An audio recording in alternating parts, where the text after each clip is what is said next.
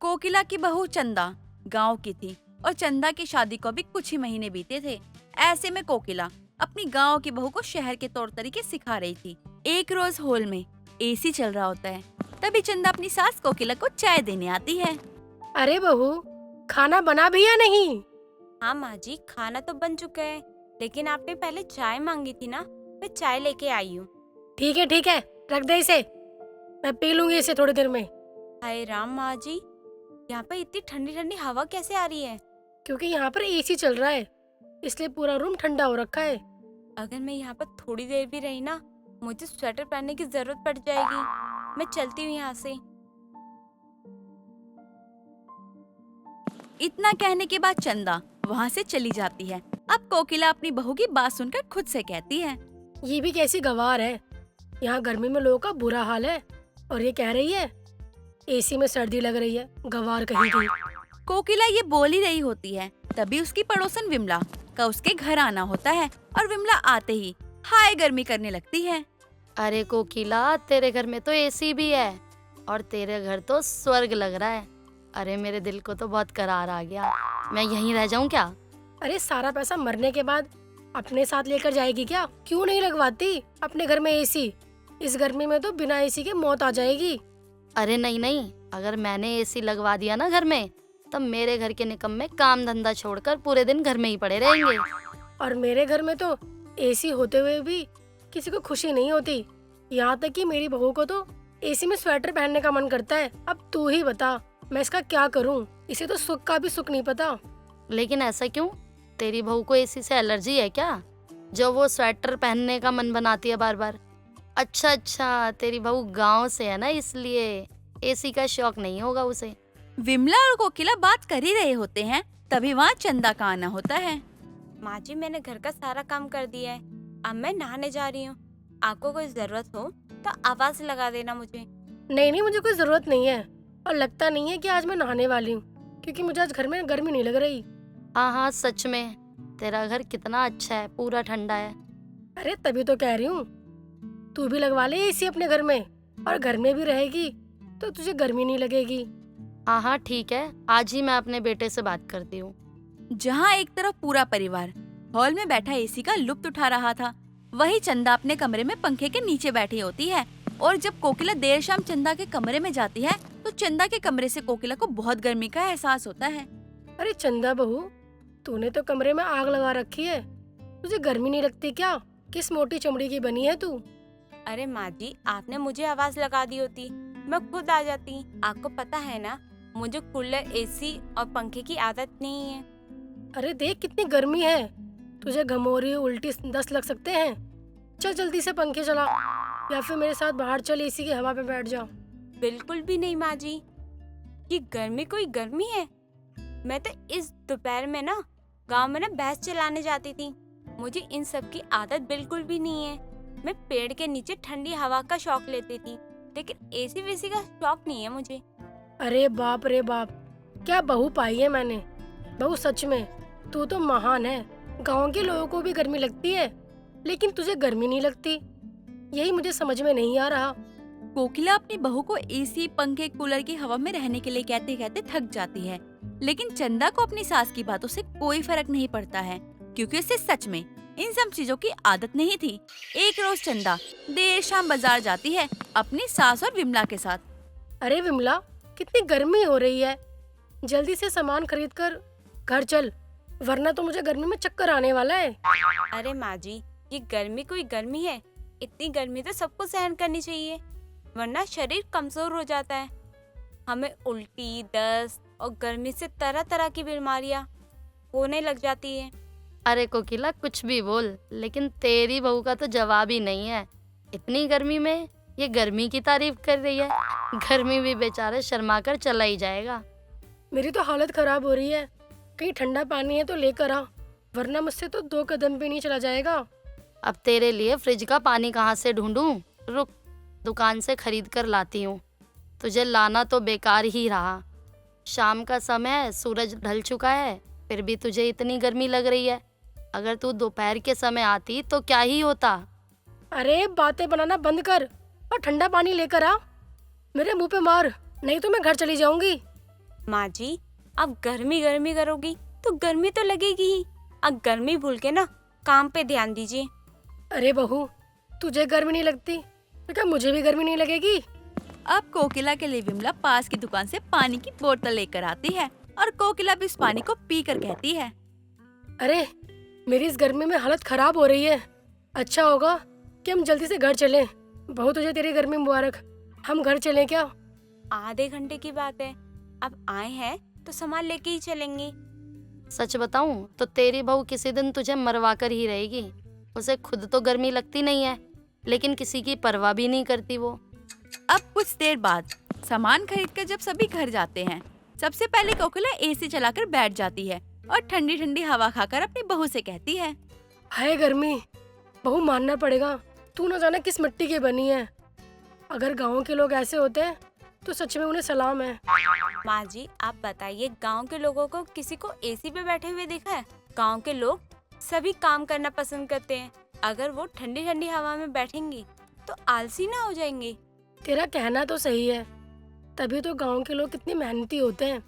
दिन रात मेहनत करने के बाद भी उनके मुंह से ये नहीं निकलता कि आज थक चुके हैं वो। वही तो माँ जी, दिन भर खेतों में काम करने के बाद, गाय भैंसों को चारा खिलाने के बाद, उनकी सेवा करने के बाद अब वो लोग इधर उधर घूमने लगते हैं और वो खुश रहते हैं। तो सच में गर्मी कहाँ लगती है। और गांव में पेड़ पौधे भी तो कितने होते हैं, उसकी ठंडी ठंडी हवा, लोगों को गर्मी का एहसास भी नहीं होता वहाँ पे। तभी तो कहती हूँ माँ जी, मुझे गर्मी बिल्कुल भी नहीं लगती। अगर मुझे गर्मी लगेगी तभी मैं खुद आपके पास आके बैठ जाऊंगी। मुझे इन सब चीजों की आदत बिल्कुल भी नहीं है। बहू तेरी ये आदत मुझे बहुत अच्छी लगती है, क्योंकि तू कभी भी ये नहीं कहती कि मुझे गर्मी लग रही है। और ये अच्छा भी है कि तेरे काम के बीच में गर्मी नहीं आएगी। दोनों सास बहू आपस में बातें कर ही रहे होते हैं, तभी विमला का आना होता है और वो आते ही कोकिला से कहती है, अरे कोकिला, कितनी गर्मी है। अब तो तू मुझे यहीं रहने के लिए बोल दे रात में तेरे घर पे।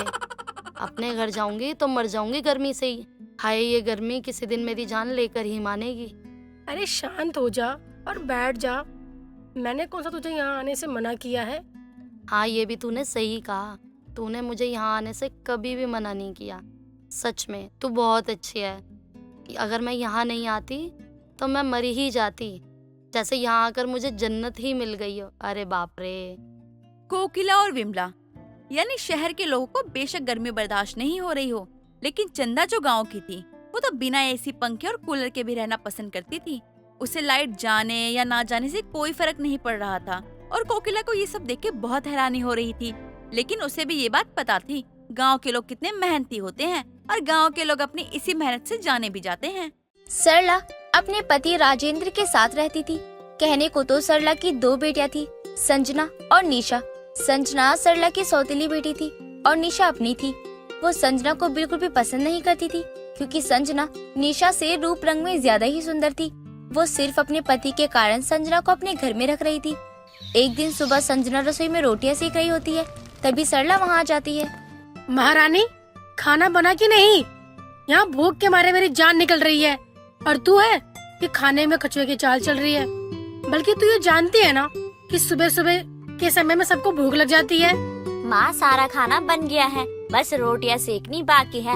आप चलिए, मैं अभी आपके लिए लेकर आती हूँ खाना। ज्यादा टाइम नहीं लगेगा। खाना तो तब बनाएगी ना जब खाना बनाने का तेरा मन होगा। खाना बनाना तो तेरे लिए मजबूरी हो गया है, इसलिए मेरा खून जलाती रहती है तू लेट लेट खाना बनाकर, ताकि मैं तुझे खुद खाना बनाने के लिए मना कर दूं। करम जली। नहीं माँ, ऐसी बात नहीं है। आप तो जानती है ना कि मुझे खाना बनाना बहुत पसंद है, तो भला मैं ऐसा क्यों सोचूंगी। संजना की बात सुनकर सरला को बहुत गुस्सा आता है और वो संजना का हाथ पकड़कर जलते तवे पर रख देती है और वो जोरों से चिल्लाने लगती है। तभी उसके पिता राजेंद्र वहाँ आते हैं। क्या हुआ बेटा? तुम ठीक तो हो ना? तुम चिल्लाए क्यों? आपकी आंखें कमजोर है क्या? आपको दिखाई नहीं दे रहा क्या? उसका हाथ जल गया है, तभी तो हाथ पकड़ के खड़ी है वो। हाँ, वो मुझे दिखाई दे रहा है, लेकिन इसका हाथ जला कैसे? जब ध्यान से काम नहीं करेगी तो हाथ ही जलेगा ना। अब कोई छोटी बच्ची तो है नहीं है जिसे हर चीज समझाई जाए। बेटा, ज्यादा दर्द तो नहीं हो रहा ना? नहीं पिताजी, मैं ठीक हूँ। सुन लिया ना आपने? कि वो ठीक है। अब चलिए मेरे साथ, मुझे कुछ काम है आपसे। हाँ चलता हूँ, लेकिन पहले इसके जले पे दवा तो लगा दूं। वो खुद लगा लेगी, आप इतना मत सोचिए, ज्यादा नहीं जला है। सरला अपने पति का हाथ पकड़कर जबरदस्ती उसे अपने साथ लेकर चली जाती है और संजना अपने जले हाथों से ही रोते हुए सारी रोटियां सेकने लगती है। कुछ देर बाद वो सारा खाना डाइनिंग टेबल पर लगा देती है और सभी खाने के लिए बैठ जाते हैं। लेकिन जैसे ही संजना बैठने चलती है, सरला उसे रोक देती है। तू कहाँ जा रही है बैठने के लिए? अगर तू हम लोगों के साथ बैठ कर खाना खाएगी तो हमें खाना कौन देगा? तेरी मरी हुई माँ। तू पहले हमें खाना खिला, उसके बाद जो बच जाए तब खाइए उसे। ये क्या बात कर रही हो तुम? हमारे हाथों में क्या मेहंदी लगी है? अरे खाना तो हम खुद भी लेके खा सकते हैं ना, वो भी तो इंसान है, उसे भी भूख लगी होगी, उसे भी खाने दो ना हमारे साथ बैठकर। नहीं, बिल्कुल नहीं। ये आप क्या सिखा रहे हैं अपनी बेटी को? अगर ये अपने ससुराल जाएगी और सबका खाना खाने से पहले अगर ये बैठ जाएगी तो इसके ससुराल वाले हमें बुलाकर ताना देंगे कि आपने अपनी बेटी को तमीज नहीं सिखाई। इसलिए मैं अभी से इसे तमीज सिखा रही हूँ ताकि आगे चलकर ही मेरी नाक न कटवाए। जाने दीजिए पिताजी, माँ सही कह रही हैं, आप लोग खा लीजिए, मैं बाद में खा लूंगी। सभी खाना खाना शुरू कर देते हैं और थोड़ी देर में ही सारा खाना खत्म हो जाता है। तभी राजेंद्र बोलता है, बेटा ये सारा खाना तो खत्म हो गया, अब तुम क्या खाओगी? आप भी कैसी बातें कर रहे हो? आप तो ऐसे बोल रहे हो जैसे घर का राशन खत्म हो गया हो। अरे अगर खाना खत्म हो गया तो दोबारा बना लेगी ना, क्यों संजना? सही बोल रहा है ना मैंने? हाँ माँ, आपने बिल्कुल सही बोला, मैं बना के खा लूंगी। लेकिन बेटा तेरे तो हाथ जले हुए हैं, तू बनाएगी कैसे? उसके हाथ जले, कटे नहीं है, जो वो अपने लिए खाना नहीं बना सकती। और आपको उसके अलावा किसी की चिंता तो होती ही नहीं है। अरे मुझे तो सबकी चिंता है, लेकिन तुम्हें नहीं है। तुम बस निशा के बारे में सोचती हो। अरे रसोई में जाने तक नहीं देती उसे, और इस बेचारी से सारा काम करवाती हो, साथ बैठ के खाना तक नहीं खाने देती। क्यों करती हो ऐसा इसके साथ? इसलिए ना क्योंकि ये तुम्हारी सौतेली बेटी है। लेकिन देखना एक दिन यही बेटी तुम्हारे काम आएगी, जिससे तुम इतनी नफरत करके बैठी हो। राजेंद्र इतना कहकर संजना को लेकर वहाँ से चला जाता है। दिन गुजरते हैं, तभी एक दिन कार्तिक नाम के एक बहुत अमीर लड़के का रिश्ता आता है। सरला लड़के की फोटो देखकर राजेंद्र से बोलती है, जी सुनिए ना, देखिए ये लड़का कितना सुंदर है। मैं तो अपनी बेटी की शादी इसी लड़के के साथ करवाऊंगी, दोनों की जोड़ी बहुत अच्छी लगेगी। चलो अच्छा है, कम से कम तुमने उसे बेटी तो माना, सुनकर अच्छा लगा। मुझे लगता है ना आपको कुछ गलतफहमी हो रही है। मैं अपनी सौतेली बेटी की बात नहीं कर रही, बल्कि अपनी बेटी निशा की बात कर रही हूँ। ये तुम क्या कह रही हो? ये रिश्ता तो संजना के लिए आया है। वो घर की बड़ी बेटी है, तो पहले उसकी शादी होगी। और दूसरी बात, उनको शांत, संस्कारी और घरेलू लड़की चाहिए, जो गुण तुम्हारी निशा के अंदर दूर दूर तक नहीं है। गुण नहीं है तो क्या हुआ, आ जाएंगे। लेकिन इतने बड़े घर में मैं अपनी बेटी की शादी करवाऊंगी। और आपको मेरी कसम है, अगर आपने कुछ बोला तो कभी तो अपनी दूसरी बेटी के बारे में भी सोचा करो। आप बस कल लड़के वालों को फोन करके बोल दीजिएगा आने को। अपनी पत्नी की कसम के आगे राजेंद्र कुछ नहीं कर पाता। अगले दिन जब कार्तिक और उसकी माँ सुमन वहाँ आते हैं, तो सरला निशा को साड़ी पहनाकर, सर पर पल्लू रखकर संस्कारी बना देती है। दूसरी तरफ संजना को छोटे कपड़े और हाई मेकअप करके साथ ही बिगड़ी हुई लड़की बनाकर उनके सामने खड़ी कर देती है और उसका प्लान काम कर जाता है। कार्तिक और उसकी माँ को निशा संस्कारी समझकर उसे पसंद कर लेते हैं, साथ ही शादी की डेट भी फाइनल कर देते हैं। कुछ दिनों बाद निशा गुस्से में साड़ी फेंकते अपनी माँ से कहती है, माँ ये साड़ी मुझसे नहीं पहनी जाएगी। मैं कोई बहन जी नहीं हूँ, बल्कि आज के जमाने की मॉडर्न लड़की हूँ। बेटी, आजकल के लोग मॉडर्न लड़कियों को गर्लफ्रेंड बना लेते हैं, लेकिन बीबी बनाने से पहले 100 बार सोचते हैं। इसलिए बकवास बंद कर अपनी, और शादी तक तू ये ड्रामा कर कि तू एक अच्छी और संस्कारी लड़की है। उसके बाद तू राज करेगी, पैसा ही पैसा होगा तेरे पास। पूरी जिंदगी ना बैठ के खाएगी तो भी कम नहीं पड़ेगा। माँ तो उस लड़के के पीछे पूरी तरह से पागल हो गई है। अगर मैंने अपनी माँ को कुछ बता दिया कि मैं किसी और को पसंद करती हूँ, तो मेरा घर से बाहर निकलना भी बंद कर देंगी। एक बार बस वो शादी के लिए हाँ कर दे, फिर मैं सब कुछ छोड़कर उसके साथ चली जाऊंगी। अरे तुझे मेरी बात समझ में आई या नहीं? जी हाँ माँ, आ गई आपकी सारी बात समझ में। आप चिंता मत करिए, शादी तो होकर ही रहेगी। देखते ही देखते शादी का दिन आ जाता है। बारात दरवाजे पर खड़ी होती है और निशा एक लेटर लिखकर वहाँ से भाग जाती है। जब संजना उसे देखने के लिए कमरे में जाती है तो उसे वो लेटर मिलता है, जिसे वो ले जाकर अपनी माँ और पिताजी को दे देती है, जिसे पढ़कर उन्हें पता चलता है कि उनकी लड़की किसी लड़की के साथ भाग गई है जिससे वो प्यार करती थी। सरला अपना सर पकड़कर बैठ जाती है। इस लड़की ने क्या किया? ऐसा करने से पहले एक बार भी हमारी इज्जत के बारे में नहीं सोचा। अब हम क्या करेंगे? लड़कों वालों के सामने क्या मुंह दिखाएंगे हम? मैंने तुमसे पहले ही कहा था ना कि माँ बच्चों को बना भी सकती है और बिगाड़ भी सकती है। तुमने उसे भरपेट खाना दिया लेकिन इसे नहीं दिया। तुमने उसे चैन से सोने दिया लेकिन इसे नहीं दिया। तुमने उसे नए कपड़े दिए लेकिन इसे पुराने और फटे हुए कपड़े दिए। तुमने इसके साथ कितना कुछ किया और उसको कितने आराम से रखा, लेकिन देखा आखिर में क्या हुआ? तुम्हारी उस बेटी ने तुम्हारी नाक कटवा दी। मैं अपनी सारी गलती मानती हूँ, लेकिन अब हम क्या करेंगे? अब तुम्हारे पास एक ही रास्ता रह गया है, लड़के वालों के आगे इज्जत बचाने का। उन्हें सच बता दो और अपनी सौतेली बेटी को उसकी खुशियाँ लौटा दो। सरला को राजेंद्र की बात समझ में आ जाती है और वो मौका देखकर कार्तिक और उसकी माँ को एक कमरे में बुलाती है और उन्हें सारी बातें बताती है, जिसे सुनने के बाद उन्हें बहुत गुस्सा आता है। तभी सरला बोलती है, मुझे माफ कर दीजिए, मैंने आप लोगों के साथ बहुत गलत किया है। मुझे ऐसा नहीं करना चाहिए था, लेकिन मैं अपने स्वार्थ में किसी और की खुशियाँ देख ही नहीं पाई। लेकिन मैं चाहती थी कि मेरी बेटी को अमीर ससुराल मिले, लेकिन कहते हैं ना, भगवान ने जो तय किया है वही होता है। आखिर देखिए ना, अमीर ससुराल मिला भी तो किसको? मेरी सौतेली बेटी को। आप मुझे माफ कीजिएगा, लेकिन संजना की शादी आपके बेटे से करवाकर दोनों घर की इज्जत बच सकती है। सरला से सच जानने के बाद लड़के वाले संजना के साथ शादी करने के लिए हाँ भर देते हैं, जिसके बाद सरला की सौतेली बेटी की शादी पूरे विधि विधान से संपन्न हो जाती है। और इस तरह से लाख कोशिशों के बाद भी सरला अपनी सौतेली बेटी की शादी अमीर घर में होने से नहीं रोक पाती और संजना को एक नया जीवन मिल जाता है। एक गांव में रीता अपने बच्चे के साथ रहती थी। रीता के पति एक हादसे में भगवान को प्यारे हो गए थे। रीता गरीबी के कारण अपनी बेटी सोनम को अच्छे से पढ़ा नहीं पाती। समय बीतता है, सोनम बड़ी हो जाती है, लेकिन उसका भाई धीरज अभी सिर्फ 7 साल का ही होता है। माँ, धीरज अभी छोटा है। मैं नहीं चाहती जिस प्रकार मेरी पढ़ाई ना हो सकी वैसे ही मेरे भाई की पढ़ाई ना हो। मैं चाहती हूँ कि वो बहुत पढ़े लिखे और कुछ अच्छा बने। लेकिन बेटा, मैं धीरज को कैसे पढ़ा सकती हूँ? मैं जितना कमाती हूँ उसमें पेट ही भर जाए वही बड़ी बात है। उसमें मैं पढ़ा कैसे सकती हूँ? हाँ माँ, लेकिन अगर हम ऐसे ही रहेंगे तो हमेशा गरीब ही रहेंगे, जिसकी वजह से धीरज ना तो पढ़ पाएगा और ना हमारे घर का कुछ हो पाएगा। उसके लिए तो हमें कुछ करना चाहिए ना, जिससे उसका भविष्य भी अच्छा हो जाए और हम गरीबी से भी उभर आए। तुझे तो पता है हमारे समाज में लड़कियों का काम करना कितना बुरा माना जाता है। अगर तू काम करने जाएगी तो लोग कितनी बातें बनाएंगे और बोलेंगे रीता की बेटी क्या ही काम करती है।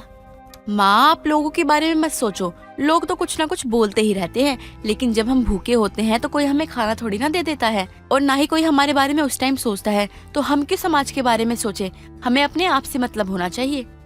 तेरा कहना तो सही है, लेकिन तू करेगी क्या? ना तो तू पढ़ी लिखी है, ना तुझे कोई काम आता है, तो तुझे कहीं काम मिलेगा कैसे? और हमारे पास इतना पैसा भी नहीं है कि हम कोई नया काम शुरू कर सके।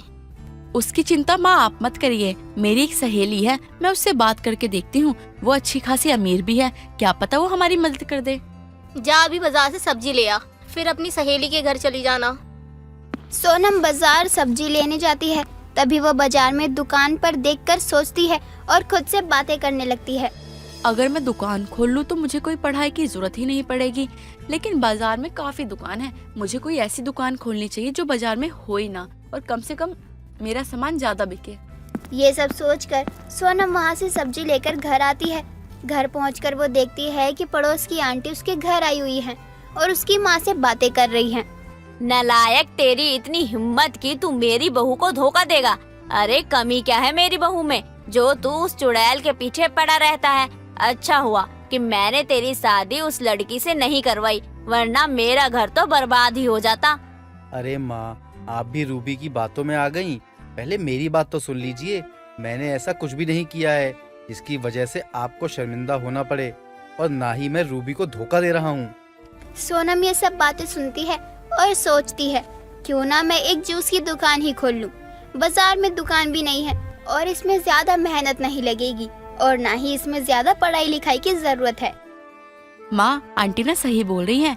आंटी की बातें सुनकर मैं भी यही सोच रही हूँ कि क्यों ना जूस की दुकान खोल लूँ। बाजार में एक भी दुकान नहीं है जूस की, और लोगों को जूस पीने की जरूरत भी पड़ती है।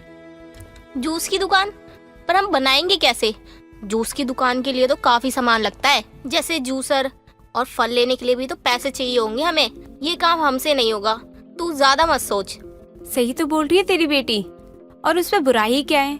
मेरे पास जूसर है, वो तू ले लियो, लेकिन फल कहाँ से लेके आएगी? उसके लिए तो काफी पैसे लगेंगे और वो मेरे पास नहीं है। तू किसी ऐसे इंसान को नहीं जानती जो तुझे पैसे दे दे और बाद में तू उसे वापस दे दियो। आंटी, मैं जानती हूँ, मेरी एक सहेली है जो मुझे पैसे दे देगी। आंटी, आप हमें जूसर दे दीजिए, बाकी मैं उससे पैसे ले लूंगी। कुछ देर बाद सोनम अपनी सहेली के घर जाती है, लेकिन उसके घर पे ताला लगा होता है। तभी सोनम उसे देखने बाजार जाती है। सोनम को वो कहीं नहीं मिलती। फिर सोनम अपने घर वापस आ जाती है। सोनम उदास हो जाती है। उसको उदास देखकर उसकी माँ उससे कहती है, क्या हुआ? तू तो अपनी सहेली वंदना के घर गई थी ना, तो तू वापस क्यों आ गई? और तू उदास क्यों है? कुछ हुआ है क्या? नहीं माँ, कुछ नहीं हुआ। वो ना वंदना घर पे नहीं मिली। मैंने उसे सब जगह देख लिया, पता नहीं कहाँ चली गई है। मैं किसी और को जानती भी नहीं हूँ जो मुझे पैसे दे दे। कोई बात नहीं, हम कुछ और कर लेंगे, तू चिंता मत कर। मैं देखती हूँ कहीं से पैसे मिल जाए तो। माँ, अगर पैसे नहीं मिले तो मैं दुकान कैसे खोल पाऊंगी? और फिर धीरज की पढ़ाई का क्या होगा? हमारे घर का क्या होगा? क्या हम ऐसे ही गरीब रहेंगे हमेशा? मेरा भाई कभी पढ़ाई नहीं कर पाएगा।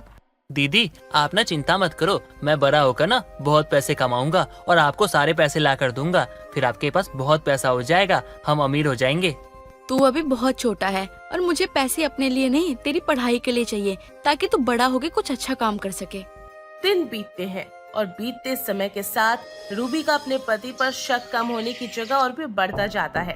साथ ही वो जब भी अपनी सोतन को ब्रांडेड साड़ी में देखती तो उसका सीधा शक अपने पति पर ही जाता। सोनम, कल तू मेरे घर आई थी। मुझे पड़ोस की आंटी ने बताया कि तू आई थी। वो कल मैं अपनी मौसी के घर गई थी, इसलिए घर पर ताला लगा दिया था। मैं शाम को ही आई हूँ। हाँ, आई तो थी, वो मुझे कुछ काम था।